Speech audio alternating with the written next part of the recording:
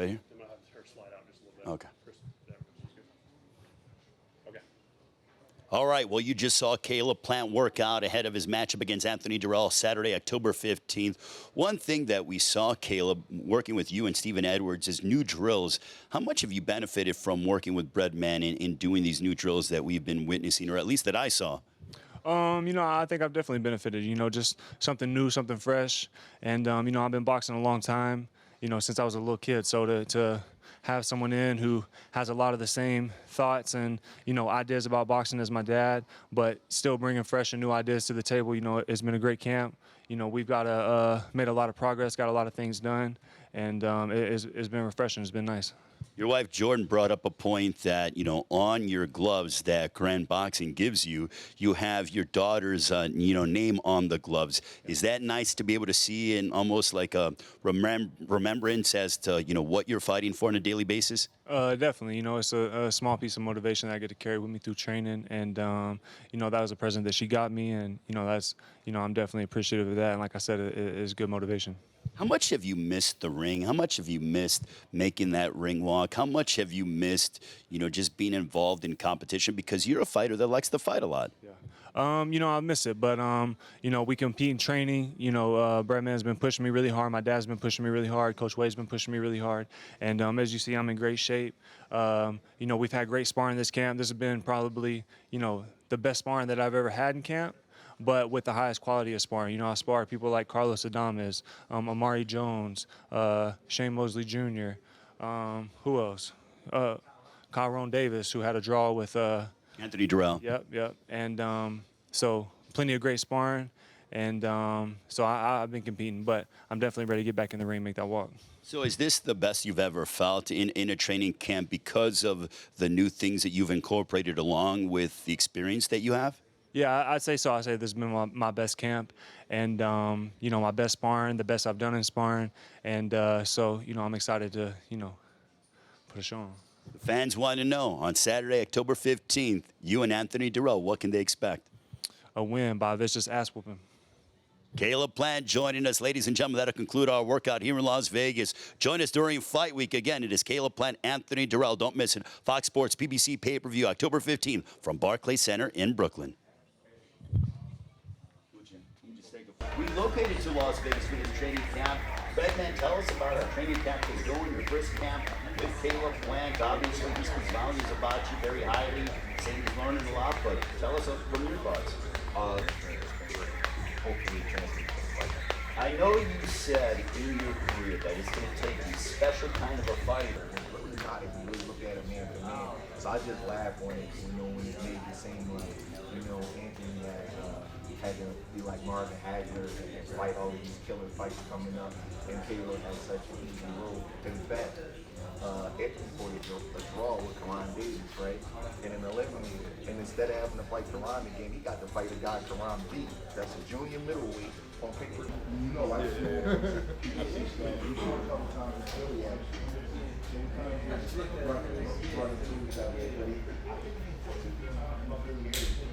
Yeah, so I kind of just, we was always on the same card, so that's what I kind of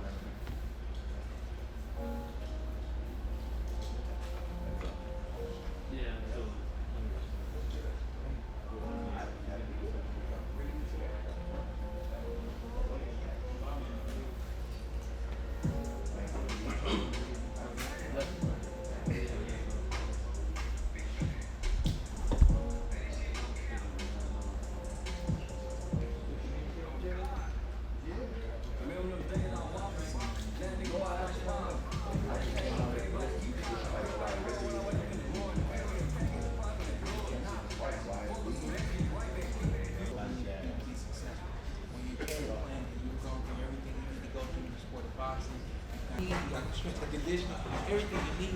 Now I just need somebody that can give me perspectives that I may not have in myself.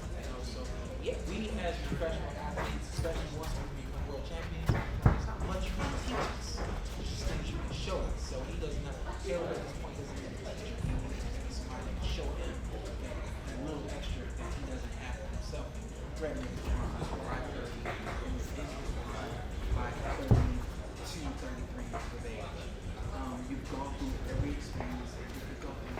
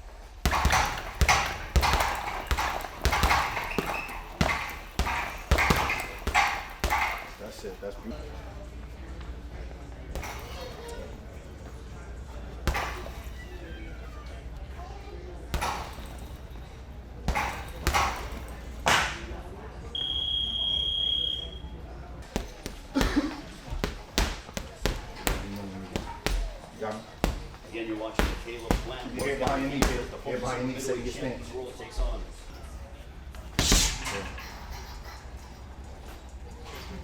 Be quicker, be quicker.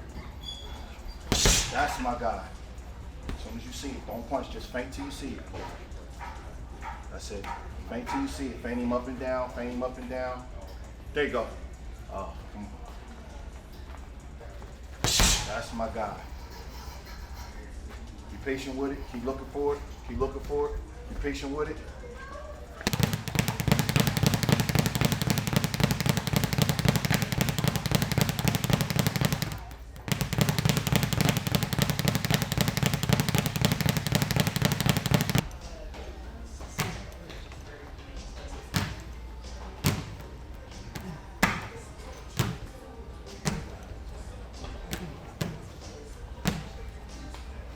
Whoop, whoop.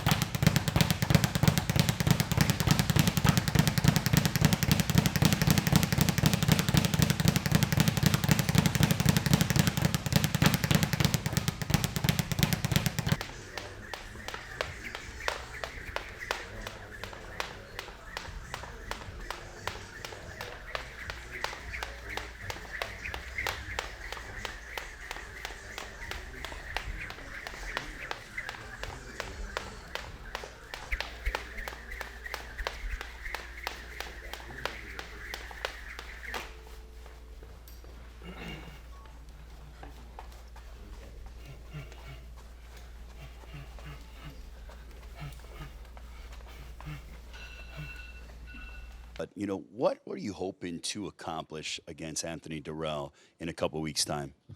Just looking to make a statement, put on a big show. You know, like we talked about earlier, this is my first time fighting in New York, in Brooklyn, Barclays Center. So, you know, coming off the big fight with Canelo, just looking to go in there and make a statement. I've been training hard ever since the fight. I know it's been a while since I've been in the ring, but ever since the fight, me and my team, we've been working really hard. We've been in the dungeon, we've been in the dark, and I'm just ready to let the bell ring and, you know, show the world what we've been working on. I know for Anthony Dirrell, he kind of said, you know, you've been kind of quiet and things along those lines on social media and, you know, during the press conference. Was that by design, or are you just kind of like in your own world focused on the task at hand? I mean, I've said all the things I needed to say, and that's it, you know. Like I said before, you know, him getting loud and just repeating himself over and over because he ain't smart enough to think of nothing else. You know, I'm not about to get in no shouting contest with no dumbass. So he can yell, he can say all the things he wants to say. I've said everything I needed to say, but when the bell rings, I'm gonna let these talk. So let's talk about, assuming you are, you know, you get the victory on October 15th. But for you, you mentioned the fact of, you know, Benavidez or Charlo. Is that what you're thinking, or is it more so? Do you want a title shot right after this? Well, right now all I'm thinking about is the 15th, but those are fights that I want. Coming off a loss, you know, losers can't be choosers. I lost my last fight, so you know, coming off a loss, it's not like I can just choose the biggest fight that can be made. But I wanted the biggest possible fight that it could be made coming off of a loss, and this is the name we got.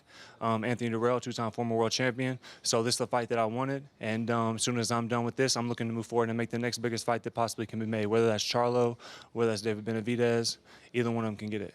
Talk to us about your journey, the fact that you were, I remember you years ago, very hungry and calling out everybody. Now the world is calling you out. And I know I talked to you about this during the pre-fight press conference, but what has that been like, that adjustment period, the fact that people are calling you out? They want Caleb Plant because you are one of the big names in boxing.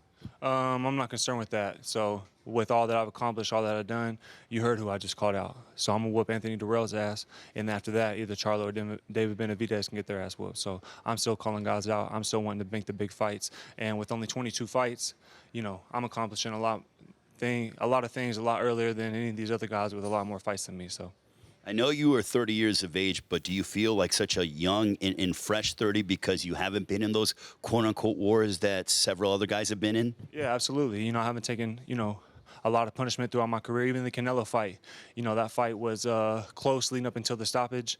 And even then, it's not like I took a bunch of punishment. I got caught with a good shot. And, you know, then I got caught with another one. So that's boxing. When there's been plenty of great legendary fighters who have been stopped before when they fight other great legendary fighters. And so I train year round. You know, I stay in shape. I don't smoke. I don't drink. I don't party. So I feel young. I feel fresh. And, you know, I'm nowhere close to what I'm going to be accomplishing in boxing. How much did you learn from that experience? Because I feel like, you know, when you compete at that level, you belonged. It looked like you belonged there. You were very comfortable. And I feel as you continue in your progression that you're getting more comfortable with the spotlight. Not that you ever had an issue to begin with, but I feel like this is almost second nature to you. Yeah, absolutely. You know, experience like that fight, you know, that's something that can't be bought. And now I can take that experience into these other big fights with me.